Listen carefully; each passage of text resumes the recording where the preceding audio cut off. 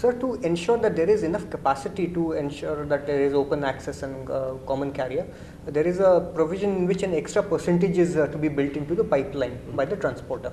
Now, sir, this extra provision can be as high as say even 33%. So, this entire 1/3 capital cost extra or whatever that he will be incurring, who is actually going to bear these expenses throughout the life of the pipeline? See, the question is, we are not expecting that 33% capacity ideal will remain for the life of the pipeline. As I told you, the gas market in India today is only less than 9% of our total energy basket. And we intend that it will at least reach the world average of 24 attempt if the gas is available. So, and the infrastructure available in India indicates that the utilization of the infrastructure is not 100% as of now also. So, in the government policy and also in our regulation, which is in consonance with the government policy, the 33% capacity will really not remain idle. Right. It is basically a market perception or a development of the gas market that we have the capacity and use it. And per se, the tariff of the pipeline is not that huge number. If it's the world average utilization of the pipeline capacity, in the mature market like US, Canada, even European, it is never 100%. Right. Unfortunately, Indian growth of pipeline has been need-based. Right. Like HBJ came, it saturated within 4-5 years of its operation. Right. Expanded double the capacity. Now it is again expanding. There are 4 expansions. So this is a market situation now as we are seeing the exploration coming up. We must have extra capacity. That is the Act also envisages, government policy also says, and our regulation also says. So, in one of the PNGRB acts that actually pertain to transport of gas, we are talking about first that the transporter has to declare how much capacity of gas he has himself, his own quantity of gas.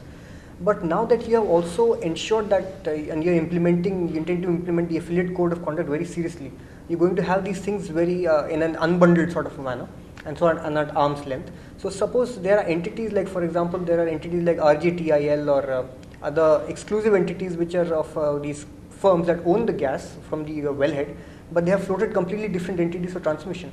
So this own quantity of gas is the RGTIL's or any other person's transporter's own quantity, but he does not own any quantity really, or they're talking about the parent company which is giving him the gas. If you see the act, and it is very much utilizing the sentiments of the market, because if we totally unbundle today, probably there will not be investment in the sector. So it says you first define your own use quantity. Right. Meaning thereby the act is allowing an entity which is having the gas available to it, which transports and also is consumes. Right. I will call it vertical integration. It is allowing. Right. But in the phased manner, it has to be unbundled. That's, the act also envisages that unbundling. But it cannot have overnight. It will take some time. So therefore, we have notified the affiliate code. He has to treat even if it is vertically integrated, there are different companies who are transporting, producing or marketing. Right. He has to treat those companies, his affiliates at arm's length. Okay. That is the provision. But now question comes, you are very right.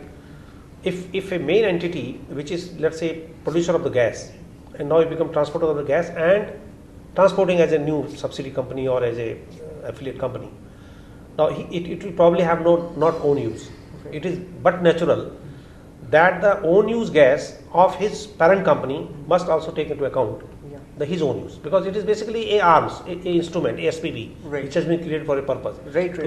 As long as the act is allowing, in conformity with the spirit of the act and the regulations, right, I think it is better that we use it for his own parent company, promoter company, right, and to that extent the regulations has been taken care. Provides that kind of flexibility. So for say gas users, people who want to procure gas, like say power companies or fertilizer companies, earlier they used to have one agreement with the transporter who would give them the gas. Now they will need to enter into multiple gas transportation or gas supply agreements, whether it is with the shipper or the shipper cum transporter or any trader, or the number of agreements goes up. So what is the way to simplify this so that a person who wants to procure gas in the long term has ease of access for the gas? It's really, you have touched a very vital issue. It's not that simple, but we have envisaged this kind of situation. And as you said, we are going in a developing market. So therefore, the regulation will also emerge and will get modulated in a very, very practical and more market-oriented fashion. Now, as of now, if you see, we have tried to give freedom to the transporter to fix the tariff in a defined mode which we have given in the regulation. Absolutely. That means the zonal tariff, Postalized and then yes, it's postalized zonal tariff. Right. Then there is a gradient which is slightly steep in the first zone, in the second zone, then slightly less in the third zone, and subsequently reduces. Meaning thereby we intend finally to go for an entry-exit system of the tariff. Right. So therefore, almost 80-20 system. 80% of the tariff should come from the fixed tariff component, which is entry system. Okay. Balance 20% should come from the exit system, that is distance it has traveled. Okay. In fact, in our regulations for the product pipelines, we have incorporated this entry-exit system of transportation. That means fixed, whatever you travel, then there is a linkage of the length Right. with the volume. Right. So that gives you final. But as of now, it would be really an exercise which has to carry forward for some time Right. till we change our own system, because now people are emerging. Even those who are proposing to lay pipeline may not necessarily win that particular pipeline because it's a bidding process. Right. So once we fix up the remaining, I'll call it remaining 4 or 5 limbs of the national gas grid, then fairly we have an idea which are the player. What ultimately would have happened, it's basically my personal view, that we will have a centralized gas management system. We should be controlling the entire movement of the gas, and same entry exit. Wherever it is entering, it charges the entry fee. Whatever exiting, proportionate to that volume and the distance it travel, it will charge the exit fee. And it is put up in such a computerized fashion that there are, money inflows in terms of the tariff or transportation charges levied on the shipper. Right. They aggregated, Right. and they are proportionally distributed within transporters as to how much distance is at travel in each system, irrespective of the entry. Okay. So entry will also be distributed to all. Right. So right. if it is a fair play, ultimately the beneficiary of the system would be the gas transported in this system is proportional to his length. Right, sir. So that arrangement has to be a central gas management. It will come. I think there will be emergence, and we hope we will be reaching. That will be one of the best system. Maybe I can call it world best. Right. So finally, we'd like to know. I mean, this is a very exciting piece of news that you gave us here. Finally, we'd like to know, sir, the entities that will be controlling gas pipeline. I mean, the gas entire system. The upstream entities are very large. They have huge amount of investments. They are very well developed entities. The transporters themselves are also very large. And the gas procurers themselves may not be very large, but the smallest entity over here looks like the shipper, right? So how do we ensure that the shipper has enough, protection of the shipper's interests, because it's all take or pay. Whether if you have contracted an amount of gas, you have either got to take it or you got to pay for the amount that you not use, no matter what. So how can we encourage shippers to grow? If you have a good market for shippers will grow and they may go on to become transporters, and we might have a very well developed gas market in the next 10-15 years.